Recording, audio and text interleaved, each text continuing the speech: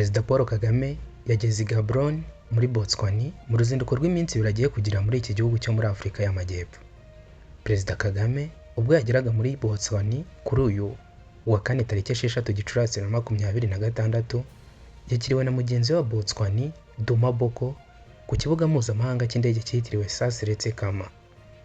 Byitezwe ko ku gicamunsi cyo kuri uyu wa kane tariki 6 Gicurasi 2026 Perezida Kagame na Perezida Boko baza kugirana ibiganiro bikurikiwe n'ibindi biza kugirirwa n'uruhande rw'abayobozi ba Botswana n'ab'u Rwanda mbere yo kugirana ikiganiro n'itangazamakuru.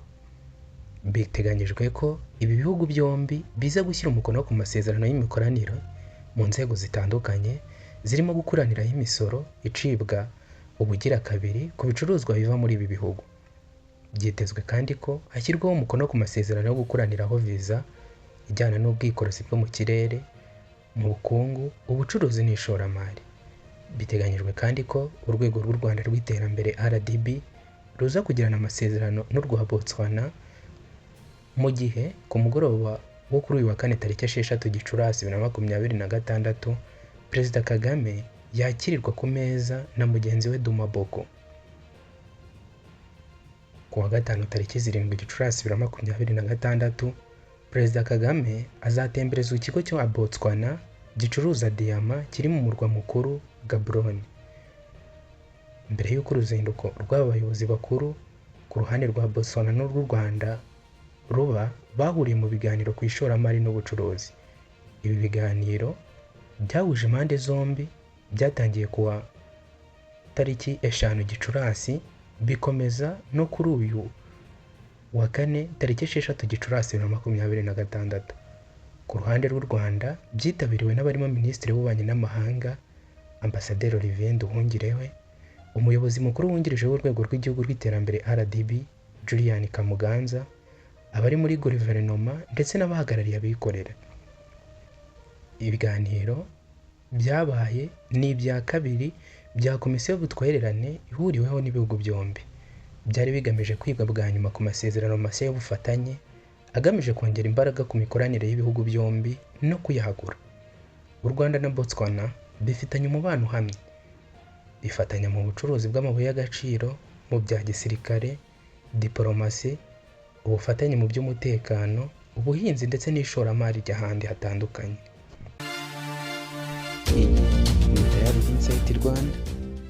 Umugaba mukuru w'ingabo z'u Rwanda General Mubaraka Muganga ari Istanbul muri Turukiya, aho yagiranye ibiganiro na mugenzi we w'icyo gihugu General Suruki. Ni mu gihe muri icyo gihugu hari kubera imurikabikorwa mpuzamahanga rya gisirikare SA 2026 International Defense Aerospace and Space Industry Fair. Iri murikabikorwa ryatangiye ku munsi w'ejo tariki ya 5 Gicurasi 2026 rikaba ryaritabiriwe n'ibigo 700 birimo ibigo mpuzamahanga 263 n'inzobere mu by'inganda zisaga 30,000 ziturutse mu bihugu birenga 120. Iri murikabikorwa rya SA 2026 rigiye kugaragaramo ibicuruzwa bishya 203 ndetse hazasinywa amasezerano 168. Iri murikabikorwa rya gisirikare ryitabiriwe cyane n'ibihugu byo mu Burayi, Amerika ndetse na Canada. Biteganyijwe ko muri iri murikabikorwa bwa mbere bazamurika ibikoresho bya gisirikare bifite ikoranabuhanga rihambaye. Amato atagira abapilote yakorewe muri Turukiya nayo ari kwerekwa abantu ku cyambu cya Atakia Marine nk'igice kimwe kiri murikabikorwa. Mu Ukuboza 2025 u Rwanda rwashyize umukono ku masezerano y'ubufatanye na Turkey mu gukora ibikoresho bya gisirikare. Aya masezerano akubiyemo ubufatanye mu gukora indege nto zitagira abapilote, imbunda nto n'ibindi bikoresho bifitanye isano nabyo, ndetse nanone hakubiyemo no kubaka uruganda rugezweho rwo guteranyirizamo ibikoresho bya gisirikare hano i Kigali.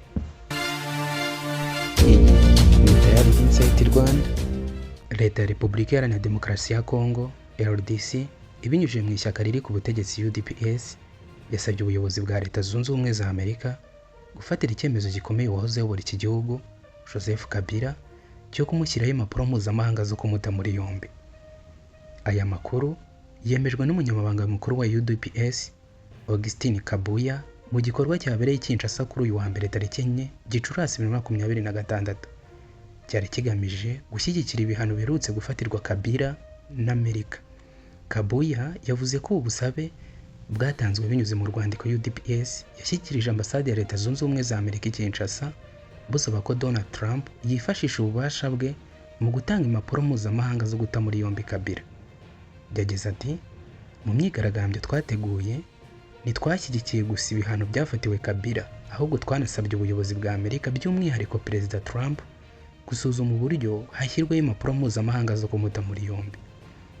Kuwa 30 Mata 2026 urwego rwa Leta Zunze Ubumwe za Amerika rushinzwe kugenzura imitungo y'abanyamahanga Office of Foreign Assets Control rwatangaje ibihano rwafatiye Joseph Kabila wamaze imyaka 18 ayobora RDC kuva muri 2001 kugeza muri 2019. Ibi bihano byaturutse ku birego by'uko Kabila yaba afitanye isano no gushyigikira umutwe wa M23 ndetse n'ihuriro rya Alliance du Fleuve du Congo, byombi bivugwa mu makimbirane amaze igihe mu burasirazuba bwa Congo. Gusa Joseph Kabila yahakanye ibi birego byose, avuga ko ibihano yafatiwe bishingiye ku byavuzwe na leta ya Kinshasa bidafite ibimenyetso bifatika. Iyi dosiye ishobora kongera kuzamura ubushyamirane bwa politiki hagati y'impande zombi mu gihe ibi bibazo cy'umutekano mu burasirazuba bwa Congo cyo gikomeje gufata indi ntera.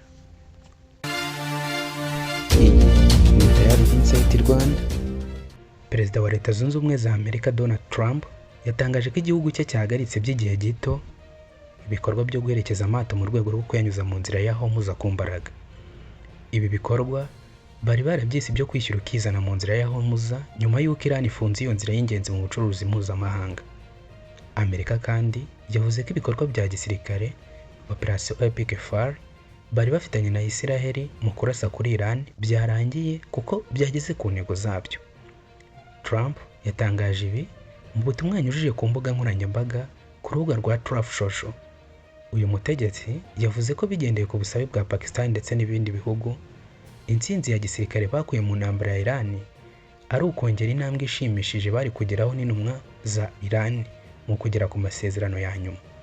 Bemeranyije ko ibikorwa byo guherekeza amato ngo anyure mu nzira ya Hormuz byahagaritswe by'igihe gito ngo barebe nimba amasezerano azasinywa cyangwa ntasinywe. Perezida Trump yavuze ko ariko ibikorwa by'ingabo zabo byo gukumira amato ava cyangwa ajya ku byambo bya Iran byo bizagumaho.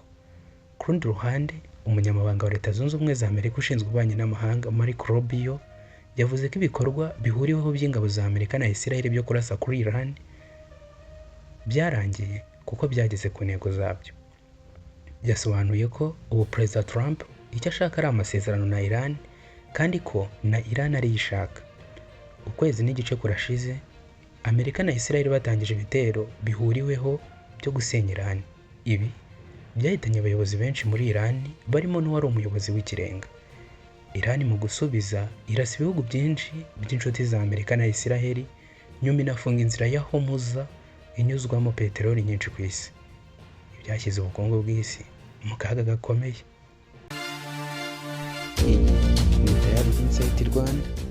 Umwe mu bakunzi ba King James basabye ko igitaramo afite cyimurirwa muri Stade Amahoro.